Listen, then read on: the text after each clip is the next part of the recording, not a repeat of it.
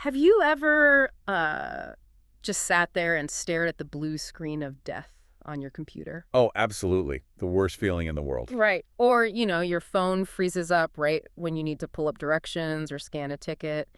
We are just so used to software crashing. Yeah, we just Yeah. expect bugs and glitches as like a normal part of daily life. Exactly. But I want you to imagine, just for a second, a totally different kind of operating system.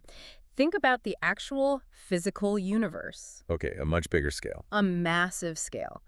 Think about the underlying code that dictates how gravity works, right? Or how thermodynamics function, or how electromagnetism holds atoms together. It's basically the ultimate software. Right, because it calculates the exact elliptical orbit of the Andromeda galaxy over millions of light years, while, at the exact same time, it's managing the spin of every single subatomic particle inside the device you're using to listen to this deep dive right now. And it does all of that without a single glitch. Never. There's no patch update, no forced restart at 3 a.m. It just runs. Well, because what we're talking about there isn't just, software. It's a flawless, continuous state of execution. Yeah. The laws of physics don't really take a day off. They don't negotiate with you. They are this absolutely perfect structural protocol. Right. If you step off a ledge, gravity applies to you whether you believe in gravity or not. You are going down. Exactly. It's objective reality. So here is the huge question that is going to drive everything we talk about today. What if there was a parallel protocol, like an operating system designed not for planets and protons, but specifically for human society? A societal protocol. Yes, a protocol meant to provide perfectly structured economic sustenance, societal order, and tangible harmony, just like physical laws govern the stars. That is a massive concept to wrap your head around. It is. And today, we are diving into a really fascinating analysis by a scholar named Parwez.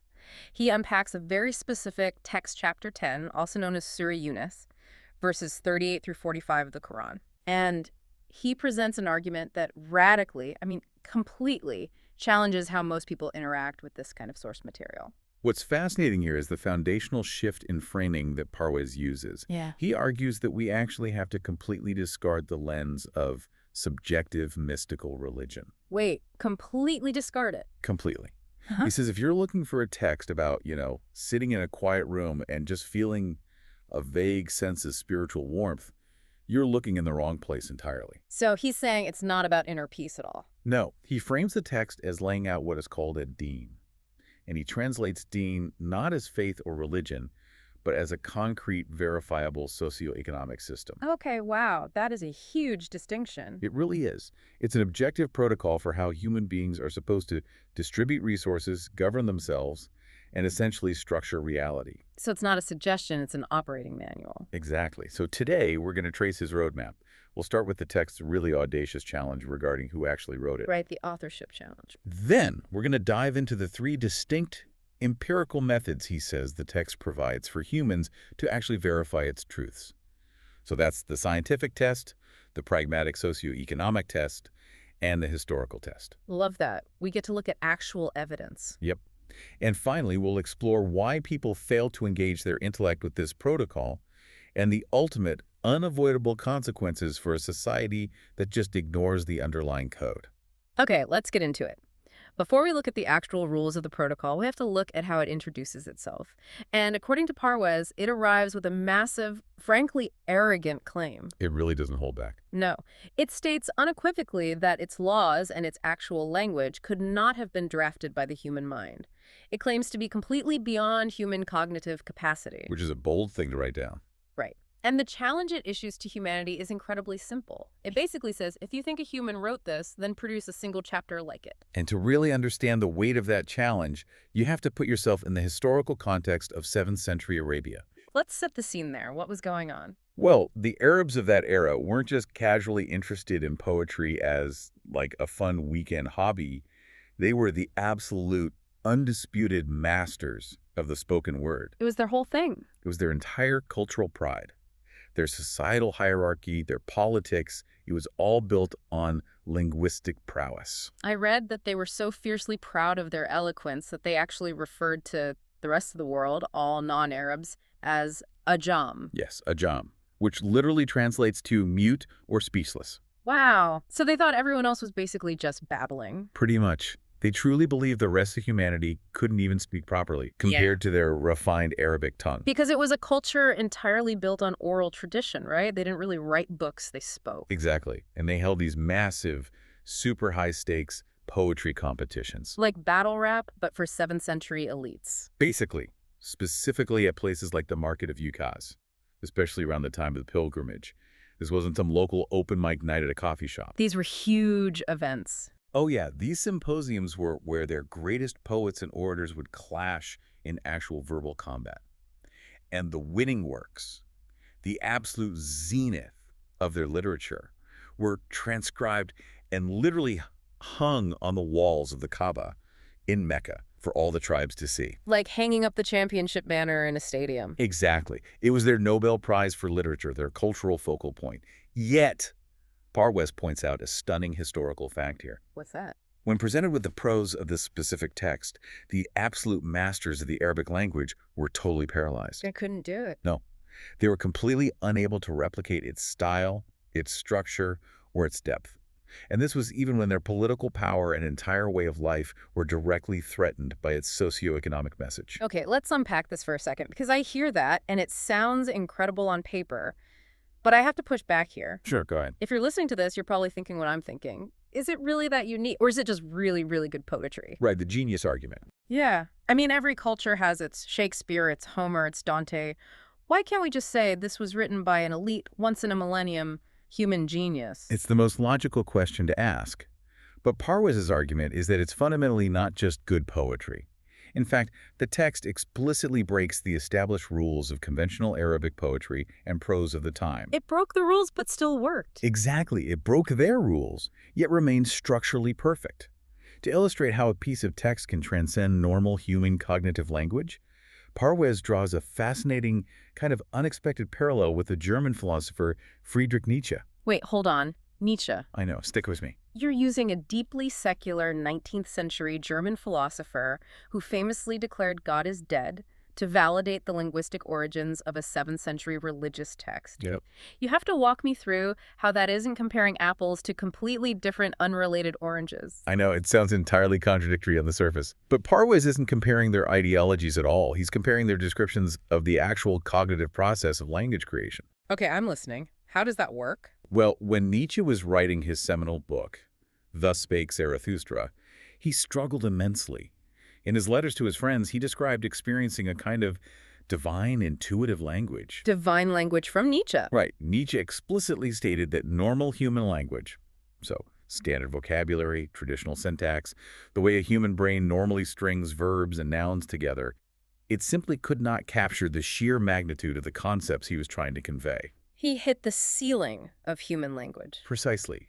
He felt he had to operate in a totally different linguistic stratosphere, one that felt like it was coming from outside himself. That is wild. So Parwez uses this to show that even heavily secular thinkers, actual recognized geniuses of human thought, they recognize that there is a theoretical level of prose that standard human cognition just cannot easily generate. So it's not just a matter of having a big vocabulary or a rhyming dictionary. It's the actual architecture of the language itself, the coding of the sentences. Exactly.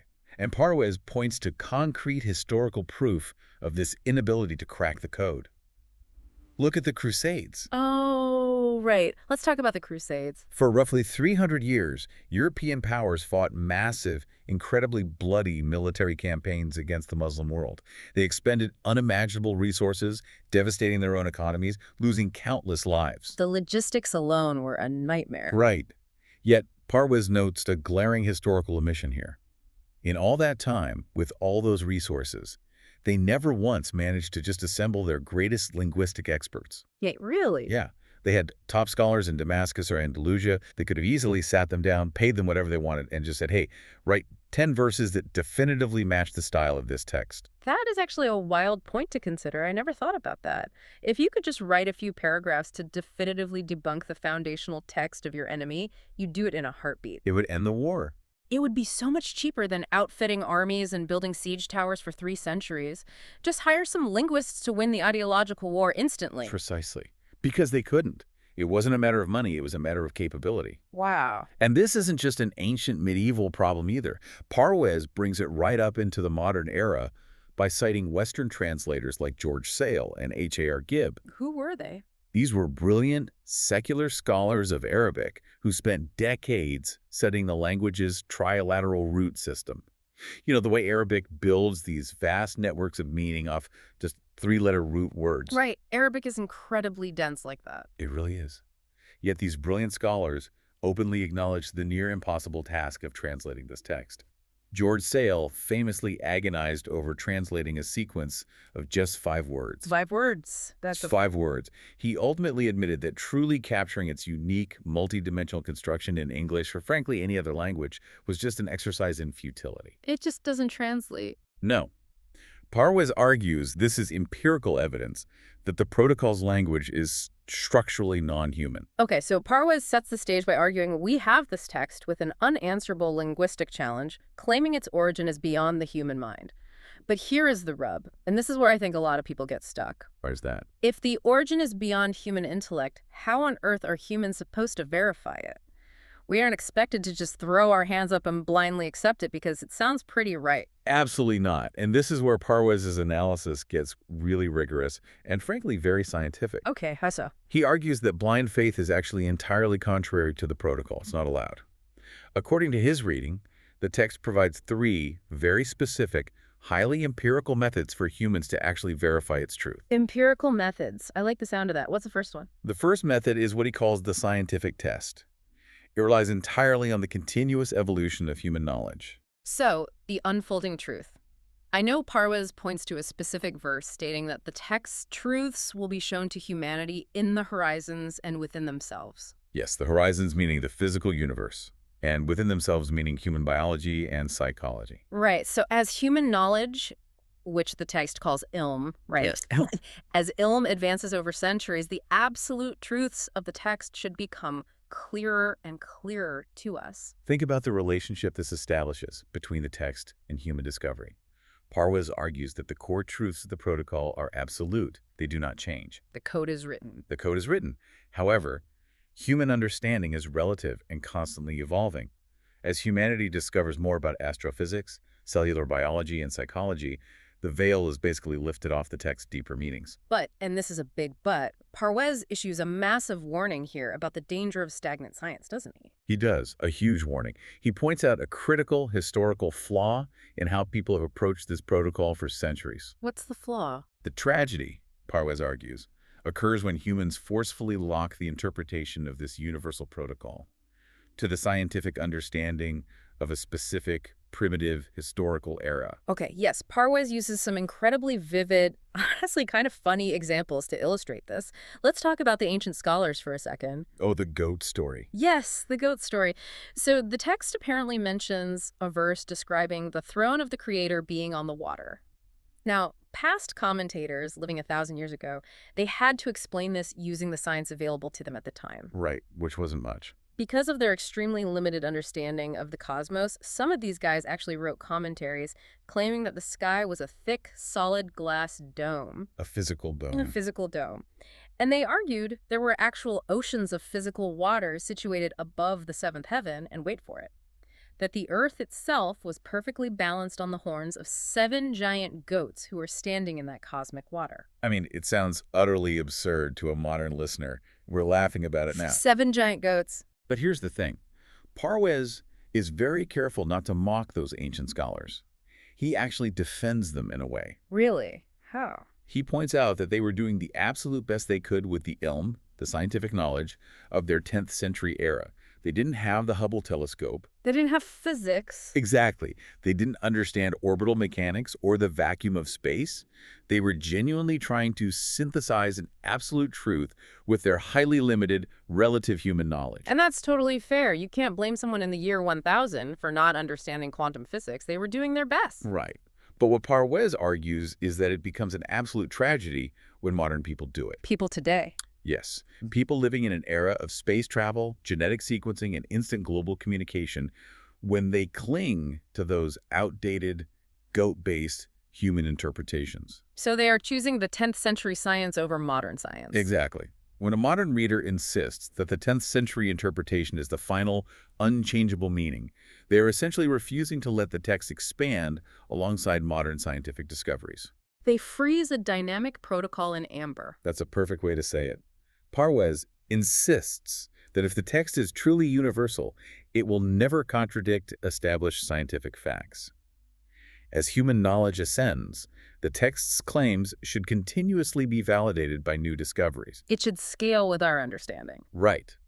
But if you chain the text to the science of the past, you make it look ridiculous and obsolete to the minds of the present. It's like trying to run Windows 95 on a modern supercomputer. You're just going to get an error message and assume the computer is broken. Exactly. It's a user error, not a system error. Okay, so that's the first test. Science and the evolution of knowledge. But science is mostly observation, right? Looking at stars and cells only gets us so far. It's just theory at that point. Right. If this text is truly an operating system for society, just observing it doesn't feed anyone. It doesn't fix a broken economy. How does a society actually boot up the system? And that leads perfectly into what Parwez calls the pragmatic test. This is where we get into the heavy stuff, the actual socio-economic program. The meat and potatoes. This is arguably the most crucial distinction Parwez makes in his entire lecture. He aggressively, and I mean aggressively, separates the concept of traditional religion from a system, or what the text calls a deen. Traditional religion being a highly subjective experience. Yes. Traditional religion, as Parwez defines it, is internal. Someone rings a bell, they light a candle, they sit in silent meditation. And they feel a profound sense of internal peace or personal salvation. Exactly. And that's fine. There's nothing wrong with feeling peace. But it's entirely subjective. You cannot empirically measure that peace, and more importantly, it doesn't solve a supply chain crisis. Right. Meditation doesn't fix inflation. It doesn't put food on the table for a starving community. A deen, however, is a concrete, objective, socio-economic protocol. It's an action plan. It is a system designed to structure a society, govern resources, eliminate exploitation, and provide tangible, real-world results. And Parwez bases a massive part of this pragmatic test on his analysis of the Arabic word tawil, right? Yeah, tawil. If you're listening, this is where the paradigm really shifts. Because Parwez argues that for centuries, tawil has been lazily translated as merely interpretation. Right, like an opinion. Yeah, like, what is your interpretation of this abstract painting? Or what is your interpretation of this Robert Frost poem? But Parwez asserts it actually means something much heavier than that. Much heavier. He says it means the ultimate consequence or the final material result of a program. And shifting that definition from just interpretation to actual consequence, it changes the entire function of the text. How so? It moves it from a book of abstract philosophy that you just debate in a classroom to a manual of pragmatic action that you have to enact in the real world. Okay, Parwez uses an incredible seed analogy to explain tawil here, and I want to lay it out because it makes it so clear. Go for it. Okay, if I hand you a handful of seeds and I say to you, hey, this is a brand new strain of wheat, plant this in good soil, water it, and in 6 months, it will yield a massive, life-sustaining crop. Okay, I have the seeds. Now, you don't just sit there in a circle with your friends and debate the interpretation of the seed. Right. You don't write beautiful poetry about the potential of the seed. You don't frame the seed and put it on your wall. You take a shovel, you go outside, and you plant it. Exactly. The tawil isn't what you think about the seed. The tawil is the physical harvest 6 months later. That analogy perfectly encapsulates what Parwez means by the pragmatic test. The protocol is the seed. The socio-economic program, the actual structuring of society, is the planting. And what's the result? The result, the tawil, is what the text calls risk. Risk, which translates to what? It translates broadly to economic prosperity, equity, and sustenance for everyone. According to Parwez, the ultimate proof of this text isn't a warm, fuzzy feeling in your chest. It's not spiritual points? No. Yeah. If a society actually implements the protocol, the objective, measurable result should be the eradication of poverty. It should be the establishment of fair judicial systems and true economic balance. So you verify the truth of the system by simply looking at the societal harvest it produces. If there's no harvest, you aren't running the program. Exactly. But let me ask you this, because this is where human nature gets in the way. It always does. If the protocol is a perfect blueprint for economic equity, What happens when people look at the blueprint? They agree it's a great blueprint, but they just refuse to actually build the house. That leads to what Parwez sharply criticizes as the paralysis of waiting. The paralysis of waiting. Yes, he offers a really scathing critique of populations who just refuse to enact the pragmatic test. Why do they refuse? Because implementing the socio-economic protocol to see the results for themselves requires incredibly hard work. It requires confronting corrupt power structures, and it requires actually distributing wealth fairly. Nobody in power wants to do that. Of course not. So instead, they invent subjective, mystical, religious reasons to do absolutely nothing. They wait around for centuries for a supernatural savior, like a Mahdi or a Messiah figure, to come down from the clouds and fix their broken society for them. Parwez uses a really specific cultural anecdote here that I found fascinating. The Punjabi phrase. Yes. He references people who are constantly recalculating the end of the world or obsessively waiting for a savior using a Punjabi phrase that essentially translates to "he will come later." Yeah, he notes the deep, tragic irony of people just sitting around watching their own society decay. Yeah. They see political corruption everywhere. They see crushing poverty. They see the economic risk being hoarded by a tiny elite. Exactly. A few billionaires hoarding everything while people literally starve in the streets. And instead of utilizing the socioeconomic protocol provided to them to fix it, they just shrug. They just say, well, the savior will arrive later to sort this all out, not my problem. Right. Parwez views this as a profound abdication of human responsibility. They treat the protocol as a mystical book of prophecies to be passively awaited, rather than an active economic and social manual that demands immediate execution. It's insane. So people are basically watching their house burn down. They are refusing to use the fire extinguisher that is hanging right there on the wall and just saying, well, I'm sure a cosmic firefighter will show up eventually. That's exactly what they're doing. Okay, so we had the scientific test, which is observation of the universe. We have the pragmatic test, which is running the economic program to see the harvest, the risk. Right. But what if a society just stubbornly refuses to do either of those things? What if they ignore the science and they refuse to run the socio-economic program? Do they just get away with it? Parwez argues they absolutely do not get away with it. They aren't off the hook because there is a third, utterly unavoidable method of verification. What's the third test? The witness of history. History as a test. Yes. And this is where Parwez elevates the study of history.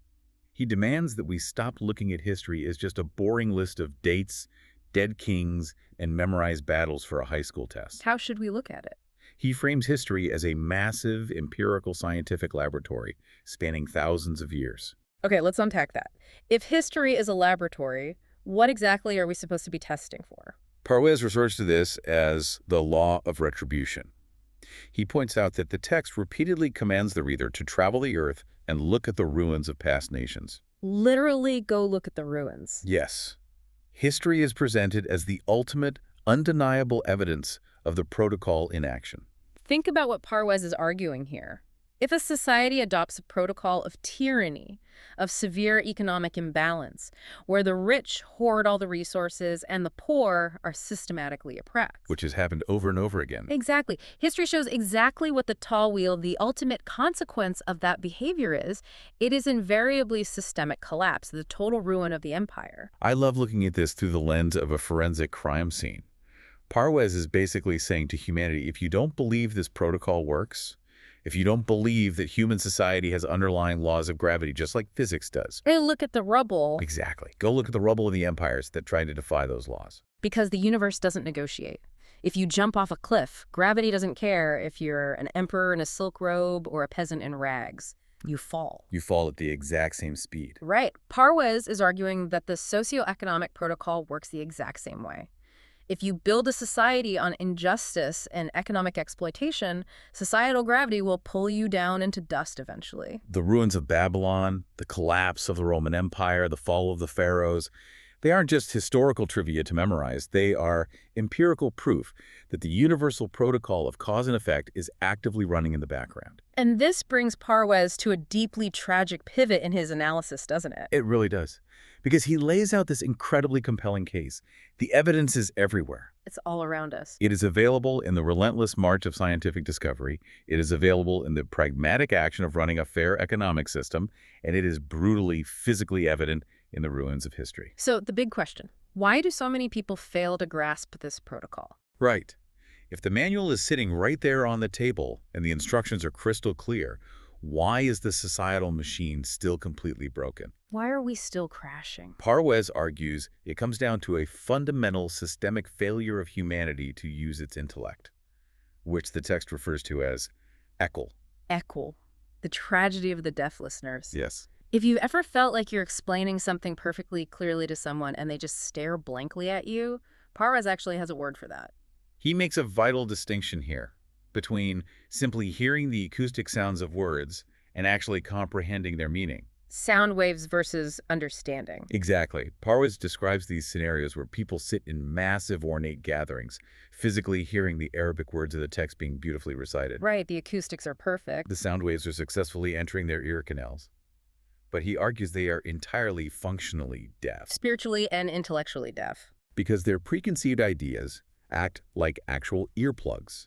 Their cultural baggage, their sectarian biases, and their stubborn refusal to engage their critical thinking prevent the words from ever reaching the intellect. They hear the melody, but they totally block the message. They miss the code. Parwez brings up another brilliant linguistic nuance from the text to explain this phenomenon. It's the difference between two Arabic words, nezar and bazar. Nizar and bizarre, what's the difference? So nazar means merely looking at something. Your eyes are pointed in that general direction, capturing light, like you're staring at a wall. Just a blank stare. Exactly. Bazar, however, means truly seeing, perceiving, and understanding the reality of a thing. Like having an epiphany. Right. And Parwez argues that millions of people are engaging in constant nazar. They're looking at the pages of the text, their eyes are tracking the words of the protocol. But they have absolutely no bizarre. None. They perceive nothing of its socio-economic demands, its scientific truths, or its historical warnings. They are just tracking shapes on a page. So how does a whole society lose its bizarre? How does an entire population go intellectually blind like that? Parwez brings in this highly relatable, highly specific critique of cultural rote learning. He points out a phenomenon where children are forced to spend years, sometimes their entire childhoods, learning to read the text in Arabic. Right, going to classes every day. Yes. And they learn to pronounce the syllables perfectly. They memorize the exact intonation. What? But they don't understand a single word of what they are actually saying. They are taught to treat the protocol not as a constitutional manual for living, but as a magical incantation. Exactly. Parwez notes they do this simply to accumulate what is called sawab. So wob. Yeah. Which translates to what? Spiritual reward points? Essentially, yes.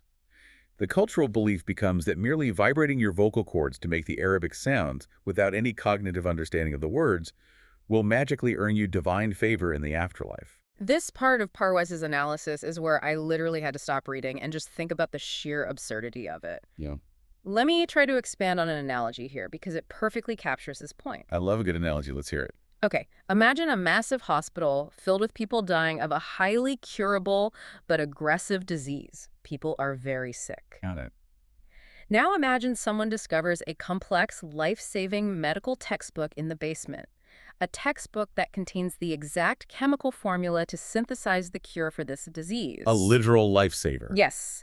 But instead of translating the textbook into a language the doctors actually understand, and instead of teaching the pharmacists how to actually mix the chemicals and distribute the medicine to the patients, Oh, no. the hospital administrators just mandate that everyone memorize the phonetic sounds of the foreign language the book is written in. So they just chant the recipe. Yes. You have thousands of people walking the halls of this hospital, perfectly chanting the chemical formula out loud, believing the chanting itself will somehow heal them, while patients are actively dying in the beds all around them. That is a devastatingly accurate parallel to Parwez's critique. Parwez is saying that treating this socio-economic protocol as a mere chanting exercise renders a magnificent, universe-altering blueprint completely and functionally useless. It's worse than useless. It's a distraction from the actual cure. Exactly. But Parwez doesn't just point out the problem here. He provides a really shocking historical explanation for why this practice became the norm. Right, because why would anyone do that? Why would an entire civilization deliberately choose not to translate its most important constitutional protocol for its own youth? It seems crazy. This is the official explanation part, and this honestly blew my mind when I read it. Parwez reveals that historically, to avoid sectarian clashes, to prevent massive societal arguments between different political and religious factions over the nuances of translation and the actual application of economic laws. Wait, they did it to prevent arguments. Yes. The official stance of the leadership became one of profound avoidance. The political and religious elites essentially decided it was much safer to just teach the population the Arabic pronunciation without the translation. That is incredibly cynical. The logic was simple. If the general public doesn't actually know what the socio-economic laws are, they can't argue about them. And more importantly, they can't demand that the leaders enforce them. Exactly. It protects the elites. Think about the implications of that. To keep the peace, to maintain the status quo and protect their own wealth, they intentionally disconnected the human intellect from the text. They deliberately chose ignorance over debate. That is terrifying. Because if you do that, you aren't running the protocol at all. You're just staring at the computer screen, marveling at the beautiful font, while the operating system completely crashes in the background. And that deliberate disconnect, that systemic avoidance of the socio-economic demands, leads directly to the final major theme of Parwez's lecture. The ultimate consequence. Because the universe, as we established at the very beginning of this deep dive, runs on strict cause and effect. Gravity always wins. Always. When a society abandons its intellect, when it treats its ultimate operating system as a mere chanting exercise to earn invisible points. And when it allows economic injustice to flourish under a veil of hypocrisy. Parwez argues there is an unavoidable, catastrophic final consequence. What the text calls hash. It's this hash. The gathering. The gathering. What exactly does that look like? Linguistically, Parwez explains, it means a gathering, much like an army being assembled and drawn up on a massive battlefield for inspection. Like a final reckoning. It is the inescapable moment when all actions, all hidden motives, and the true consequences of abandoning the protocol are laid completely bare for everyone to see. And Parwez emphasizes that the greatest punishment in this gathering isn't necessarily physical fire or brimstone, right? It's intensely psychological. It's all psychological exposure. Imagine living your entire life as a hypocrite. You put on a pious face, you perform all the subjective religious rituals perfectly, you fold your hands, you chant the Arabic words beautifully. But in your heart, your motives were entirely selfish. Right. You actively participated in an unjust economic system. You hoarded risk while your neighbors struggled. And you did it all while pretending to be a holy, righteous person. Parwez points out that at the gathering, the veil is entirely removed. The text uses intensely poetic imagery here. It says, your own hands and your own feet will testify against your lies. Oh, wow. So you can't even speak. You won't even be able to open your mouth to spin a defense because the empirical evidence of your life's actions will betray you.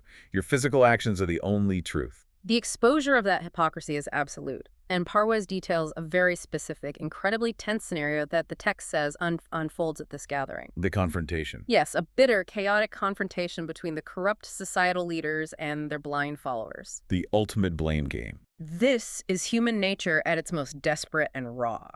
If you've ever seen a massive corporate scandal break. Oh, yeah, like an end-run situation. Exactly. Yeah. The CEO starts blaming the middle managers, and the managers blame the CEO, and everyone is pointing fingers. This is that, but on a cosmic scale. The followers, the general public who refused to use their own akal, their intellect, who chose the easy path of rote learning and blindly followed the corrupt elite, they will point fingers first. What do they say? They will blame the leaders for leading them astray. They'll say, you designed this oppressive, unequal economic system. It's your fault we failed the protocol. But Parwez points out that the leaders fire back, and they do not accept the blame.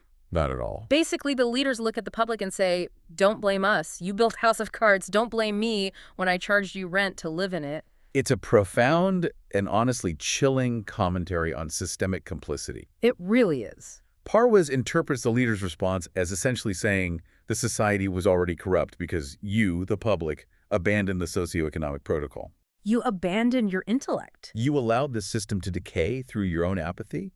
You preferred easy rituals over hard justice. We didn't force you. We simply capitalized on the decay you created. Wow. It's Parwez's ultimate argument regarding personal responsibility.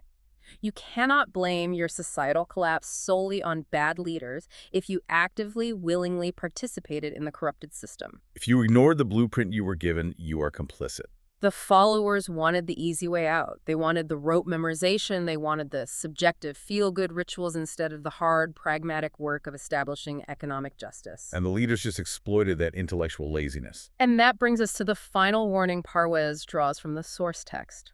The absolute finality of the test. He is unambiguous about this, very clear. This life, this current societal existence, is the only laboratory humanity has to run the pragmatic test. There are no extensions on the deadline. You cannot fail the test, arrive at the hashir, see the horrific tawil, the ruinous consequence of your economic hoarding and intellectual apathy, and then ask for a do-over. You can't just hit refresh. There is no second chance to come back and try again once the final consequence has arrived. The time to implement the protocol to distribute the risk fairly is right now, today. Okay, let's take a breath and recap the incredible journey Parwez's analysis has taken us on today. It's been a lot of ground to cover. We started by looking at the universe, a flawless, unbreakable protocol of cause and effect. We examined a specific text that issues an unanswerable linguistic challenge to the greatest wordsmiths in history. Right. We explored the 3 rigorous empirical tests Parwez says it offers to prove its truth. So, the relentless evolution of human science. The unfolding horizon. The pragmatic action of a just socio-economic program that provides sustenance for all. And the undeniable forensic evidence found in the ruins of history. And finally, we confronted the tragic irony of a humanity that physically reads the manual, memorizes the sounds of the words to earn imaginary points, but deliberately shuts off its intellect. Never actually running the code to fix its broken society. And I want to leave you, the listener, with a final, lingering thought to mull over. Something that builds on the profound implications of Parwez's argument. That's the thought. If we accept his premise that the universe operates on a perfect, unbreakable protocol of cause and effect, and that human society has been offered a parallel protocol designed specifically for our prosperity and economic sustenance. What happens next? What happens to the human mind when it tries to live in the gap between the two? We spend so much of our time trying to hack our lives, our economies, and our societies. We love a shortcut. We constantly look for loopholes to avoid the consequences of our greed and our apathy. But if history, if science, and if Parwez's reading of this text are to be believed, the universe simply doesn't have a back door. No cheat codes. The protocol is running right now. The laws of societal gravity are in motion. The only question is, are you reading the code to build a better system, or are you just staring at the screen while it crashes? That is the ultimate question. Thank you so much for joining us on this deep dive. Keep questioning everything, keep exploring the horizons and within yourselves, and most importantly, keep using your intellect.